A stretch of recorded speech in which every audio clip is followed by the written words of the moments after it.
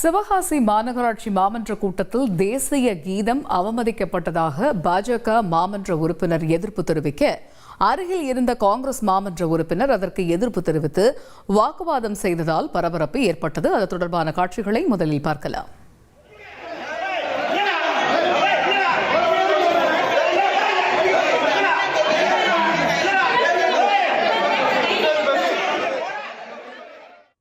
இது குறித்த கூடுதல் தகவல்களை எமது செய்தியாளர் சுதர் வழங்கிட கேட்கலாம். சுதர், வணக்கம். இந்த வாக்குவாதம் சம்பவம் பற்றிய கள விவரங்கள் என்ன, விரிவாக விவரிங்க.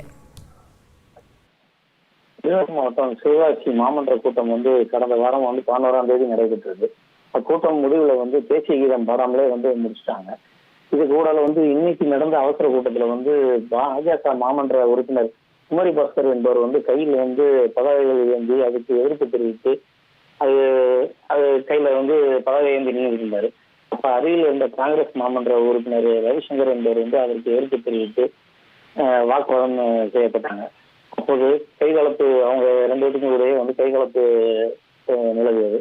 அந்த சூழ்நிலை பக்கத்துல இருக்க மற்ற மாமன்ற உறுப்பினர்கள் எல்லாம் அங்க அவங்க அந்த பரபரப்பான சூழல்ல அந்த இதை பிரிச்சு விட்டாங்க. இதற்கு உடல் சிவகாசி மாமன்ற கூட்டம் ஒரு மாமன்ற உறுப்பினர் பேசும்போது மற்ற மாமன்ற உறுப்பினர்கள் பேசக்கூடாது அப்படின்னு சொல்லி திமுக கவுன்சிலருக்கு இதையே கொஞ்சம் மோதல் ஏற்பட்டு நாற்காலி எல்லாம் தள்ளி விட்ட சூழ்நிலையை அந்த இதில் ரொம்ப பரபரப்பு ஏற்படுச்சு.